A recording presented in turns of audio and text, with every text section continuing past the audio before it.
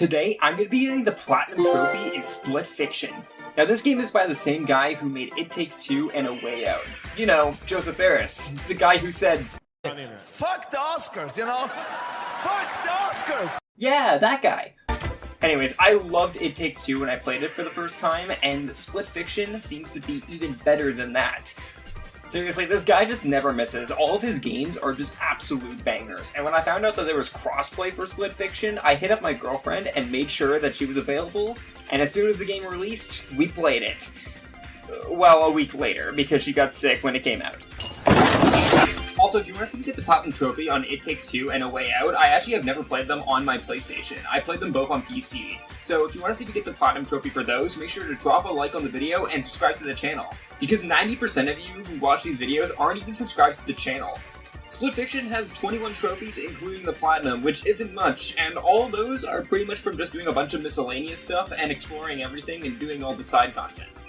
And the best thing about this game and all the games that Joseph Fares makes is that none of these collectibles are missable and none of the trophies are as well, because there's chapter select once you beat the game, which is something that I wish more companies did and something that should be applauded throughout the entire gaming community.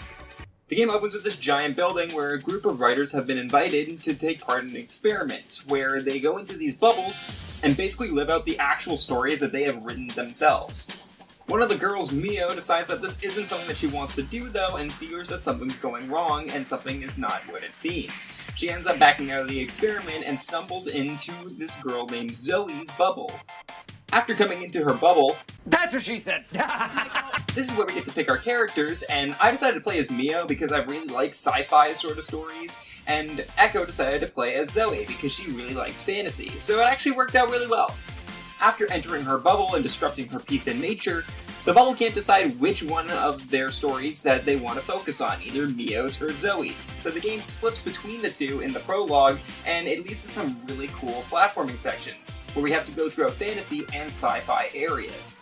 After the first chapter though, each chapter from now on will be flopping between Zoe's and Mio's storylines as we get to learn more about the backstory of why they wrote them, and their writing styles and what they prefer.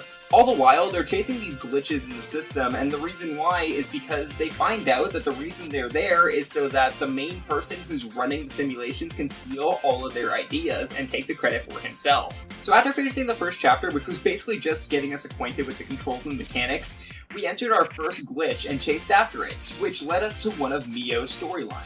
And Mio's storylines are all focused in the future and sci-fi-like settings. And in this one specifically, I was given a katana that could actually change gravity, and Echo was given a whip, which she could use, and it was really awesome.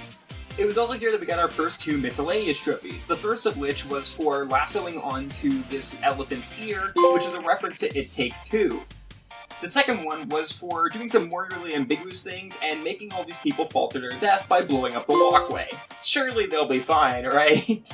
In this chapter, we also got introduced to side stories, and these are basically the side missions of the game. Depending what chapter you're in, the opposite person's style of writing will be what the side stories are focused on for that chapter. So this chapter's side stories were all about Zoe. There are 12 of these in the game, and we need to do all of them in order to get 100% completion and get the Platinum. The second side story that we entered, though, might have been our favorite, because... I can fart! Oh! Wait, look at me. So as we were farting and springy pigs, we actually got two trophies here. One of them because I ran into this giant pig's stomach and made him fart. Yes, that's an actual trophy. And the other one because I puffed and broke down this guy's house. After that, we made our way to the end of the side story, and let's just say this one wouldn't be Echo's favorite for long. Look at her little legs. Yeah, I hope you didn't get attached to them. Oh. We're wieners! I've been traumatized! After that, we quickly came across our first bench. There are 6 of these in the game, and we need to sit on them to get a little bit of optional dialogue between the two girls. All 6 of these are required in order to get a trophy, just like the side stories. Spoiler alert, we somehow end up missing only 1 bench and 1 side story throughout the entire playthrough of the game, which honestly kind of impressive. But thankfully, like I said, there's chapter select in this game after you beat it, so it's not that big of a deal, and we wanted to make sure we played this our first time through without a trophy guide so we could get the most enjoyment out of it. At the end of this chapter, we had a really sick motorcycle chase where I had to steer, and Echo had to try to do a random CAPTCHA on her phone, which I found was super hilarious. Now, doing this CAPTCHA is completely optional, and it's just really freaking funny to see someone struggle with it for the first time, but we would have to actually complete it in the allotted time limit for a trophy later on, but we decided to come back to that later. Chapter 3 was one of Zoe's storylines, and this is where we get to see some fantasy stuff, where we get to be two different transformation characters. I got to transform between a fish and a gorilla, and Echo got to transform between Tinkerbell and I Am Groot. I honestly don't know which one I prefer. We also got a miscellaneous trophy here where my girlfriend sat on a swing and I absolutely punched her the fuck off of it. You know, because I'm a nice boyfriend like that. We then progress farther into this chapter, and now's a good time to mention that I'm going to be skipping a lot of the gameplay that we had in our experience of playing this game. However, we streamed the whole thing, and all of the entire playthrough is up on my VODs channel, which I'll leave a link in the description down below. Now, we came across a side story in this chapter that we knew that there was going to be a miscellaneous trophy for, and we also knew it was one of the hardest trophies that this game had to offer. We had to do this bomb minigame where we had to throw it back and forth and make sure it didn't explode, and we had to do it without dying or failing once. This took a few tries, but after a few attempts, we got it down and we got the trophy for it. After having a dance off of a giant ape, don't ask, we got closer to the end of Zoe's story where we had to confront the Ice King. And this is where we got another miscellaneous trophy where I grabbed these snowballs and threw them all off the edge, where I accidentally destroyed the hell out of this bird. My bad, they're kind of extinct now. We then met the Ice King, and he was not what we expected. Hit me or die, human. Anyhow, we destroyed the hell out of this pussy, and then we moved on to our next chapter. This next chapter was another Mio storyline, and this one was really sick as we got these power suits with guns, where we got to use machine guns and also use explosives to make portals in walls. This was a really sick mechanic. Inside of this chapter, we got another side story, and this one was a very important one as it had two miscellaneous trophies that we could get, because there was a lot of things that we can interact with. The first one we got by brewing every single potion on the list. This is really easy if you just combine every single thing on the list as shown in the booklet. The second trophy was actually really funny and I enjoyed it, but I don't think my girlfriend did, and that's because I turned her into a chair and then I sat on her. We then got into this 2D section where we were messing around with these portals, and it was really sick and really fun to play through, and we ended up actually getting a miscellaneous trophy here and a portal reference where I found this secret area and got a trophy for it. We then got to the end of the chapter and we learned the dark secret of what Mio has been writing about and why she even applied to the program in the first place. It turned out that her father is really sick and she has to take care of him and pay the bills. So while some people are doing this just to get published, Mio's actually doing this so that she can get the money. After escaping on jet skis to get out of this chapter, which is really awesome, the guy in charge of the simulation tried to stop us, and in that we got this really cool chase section in order to get to our next chapter. Because we're slick with it, we managed to escape and we got to our next chapter, which was all about these dragons. These dragons start out as babies and will eventually turn into big, full-fledged dragons the farther we go throughout the chapter. But before that, we managed to get another miscellaneous trophy just for feeding our dragons, which was a very easy and fun and cute one. Now, while I did really enjoy this chapter, we didn't get any more trophies for the rest of it, so I'm gonna skip throughout most of it, but I do want to say that the final boss of this chapter was freaking awesome as we fought a giant dragon while riding our own. And this all culminated in us finding out that Zoe wrote all these fantasy adventures for her and her sister, who ended up tragically passing away because Zoe couldn't save her. After finishing this chapter, it turns out that things are not going so well in the real world. It turns out that Mio and Zoe are getting really close to getting out of the system. So the guy in charge of the whole operation named Raider decides to take things into his own hands and sends us into our own subconscious. The entire next chapter is played throughout Mio's subconscious, which is really cool. Where we play as these balls, where I'm able to hack into things and use nanobots, and Echo's ball is able to magnetize to walls and ride along them.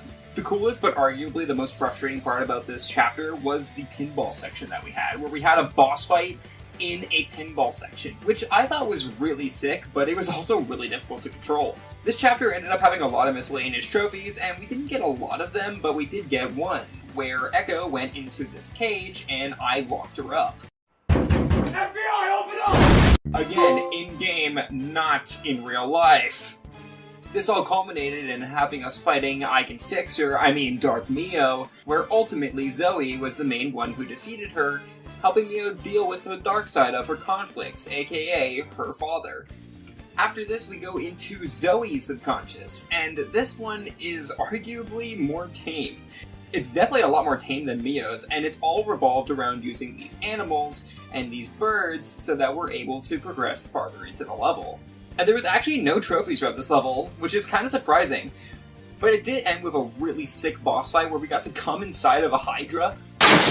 Not like that, you know what I mean. But we were able to finish him off from the inside, and it was a really epic fight.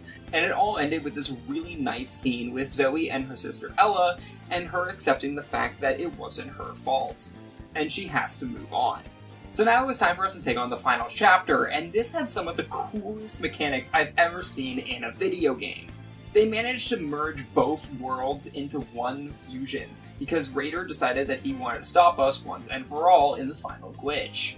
This led to some awesome stuff with our two worlds merging together, where I was seeing one thing and Echo was seeing the other. I was on a screen and she was controlling me from the top, and even her being in like an iPad and I was having to tilt it to help her progress. All of this was so seamless and really freaking cool, and definitely a cool way to end the game. All of this ended with a big boss fight against Raider, and we ended up pushing our two screens together, breaking us from the simulation once and for all. We then get an epilogue of Mio and Zoe going to the graves of their loved ones, and we also get to see that they wrote a book of their time inside of the facility, and of course they called it Split Fiction. And that's the end of the story, so with that we ended up getting a trophy for beating the main game. So now that the story was done, we had to go back and clean up all the trophies that we had missed prior, and we decided to do these in the order that we missed them. First up, Echo had to get really good at doing a CAPTCHA on a fake phone in a video game, and honestly, this took a couple tries, but honestly, I'm very proud of her because I could not do this any better, and it definitely looks a lot easier than it actually is, so kudos to her for getting this done. We then went through and finished our final side story that we had left, and this one was actually really well hidden in the first chapter of the game. You had to float yourself up here via a porta potty, and after completing the side story, we got the trophy for finishing all 12 of them.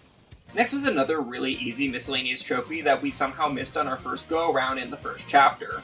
All we had to do was go inside of the hotel and punch the robot a couple times so that he killed us, and we got a trophy for that.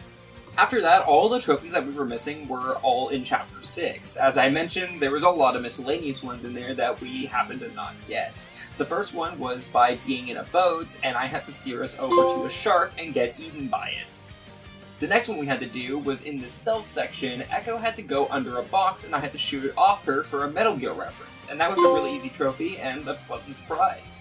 And finally, this trophy we actually thought we already got, but we apparently didn't try it in this specific way, where when I was controlling this thing, I had to knock her down and then tase her.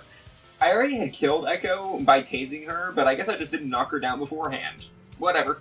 And finally, the last trophy we decided to get to try to end it on a somewhat cool and nice note was by sitting down on the final bench that we missed.